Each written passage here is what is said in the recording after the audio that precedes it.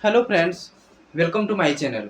आज हम लोग नेक्स्ट पार्ट लेके आए हैं और इसमें हम लोग जानकारी प्राप्त करेंगे। क्या चीज़ के बारे में जानेंगे? हम लोग बहुपद के बारे में जानेंगे। तो सबसे पहले हम लोग जानते हैं बेसिक डिटेल जानेंगे। सबसे पहले इसमें बेसिक डिटेल्स के बारे में जानकारी लेना है कि क्या होते हैं बहुपद, क्या चीज़ के बारे में जानना है। उसके बाद हम लोग एक्सरसाइज पे आएंगे। तो सबसे पहले हम लोग को जान लेना है कि चर पद और अचर पद क्या होते हैं।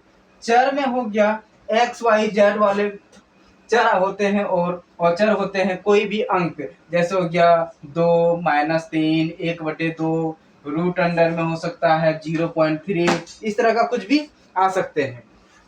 और चर में क्या होते हैं X Y Z U T V, इस तरह करके हम लोग कुछ भी लिख सकते हैं। ये हो गया चर और ये हो गया अचर।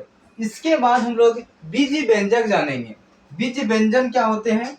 बीज व्यंजन में जैसे हो गया एक पदीय होगा या फिर द्विपदीय या त्रिपदीय। इसमें पद कितने हैं? एक पद है, दो पद हैं, इसमें 3 पद दिए हुए, इसको त्रिपदीय नाम जानेंगे। यानी कि आगे हम लोग सीखेंगे इसके बारे में भी। बहुपद क्या होता है? ये बहुपद जो है किसे कहते हैं?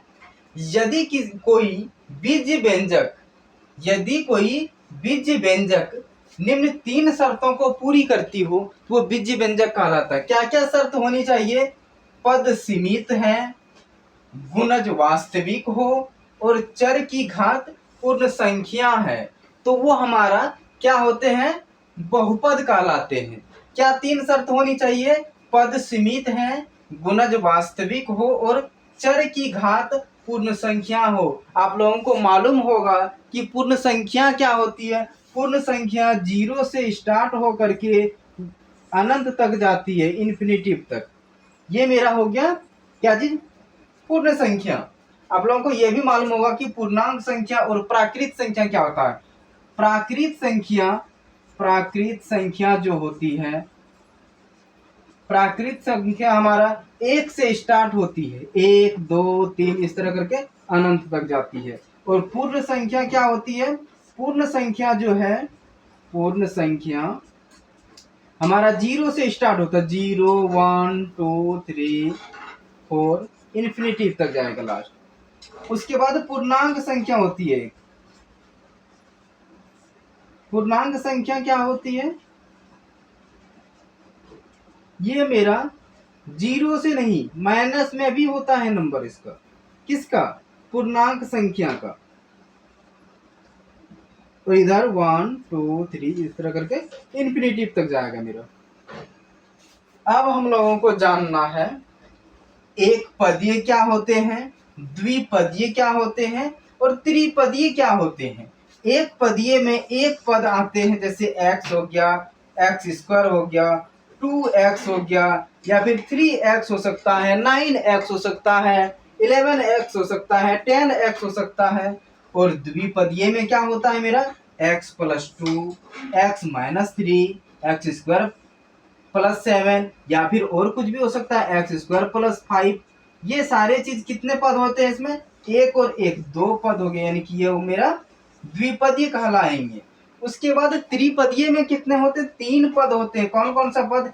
1 पद, 2 पद, 3 पद। कितने पद हुए इसमें?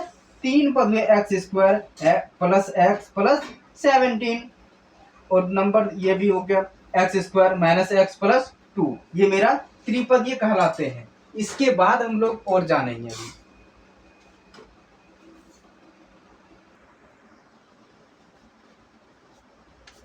आगे हम लोग जानेंगे बहुपद की घात। इसके बाद हम लोग जानेंगे बहुपद की घात क्या होते हैं। बहुपद की घात जो है 4 पार्ट में डिवाइड है। कितने पार्ट में? 4 पार्ट। एक होता है अचर बहुपद जिसका पावर 0 होता है। उसके बाद एक होता है रेखिक बहुपद जिसका पावर 1 होता है।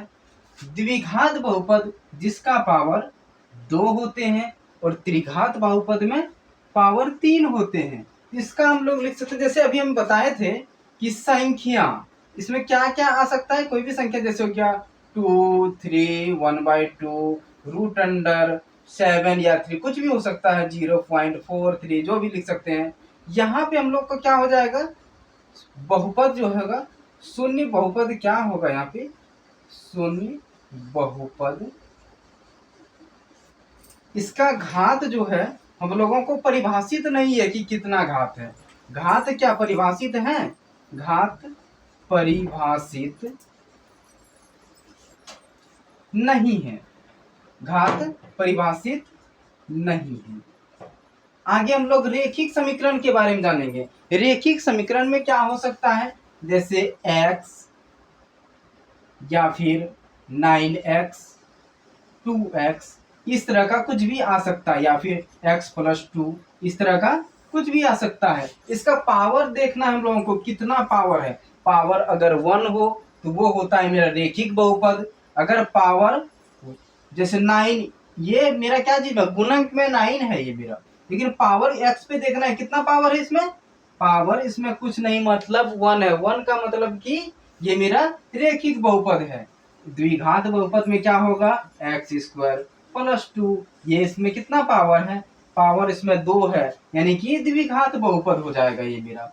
x 9x² + 2 इस तरह भी हो सकता है, या फिर ऐसे 9x² + 2x + 3, ये कितना पावर देखना, सबसे हाईएस्ट कितना पावर है इसमें, हाईएस्ट पावर सबसे ज्यादा 2 है, यानी कि ये मेरा द्विघात बहुपद हो गया। यही अगर 9x³ रहता + 2x + 3, इस तरह का कुछ भी रहता है, x² रहता है, यहाँ पे s रह सकता था, तो ये मेरा त्रिघातीय बहुपद हो गया।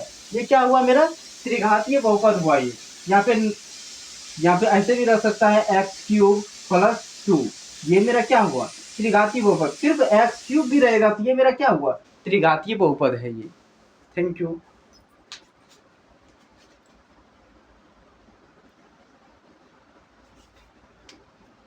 हम लोग चैप्टर एक्सरसाइज जो है नेक्स्ट पार्ट में लेकर के आएंगे, उसमें सिर्फ एक्सरसाइज के बारे में चर्चा करेंगे हम लोग।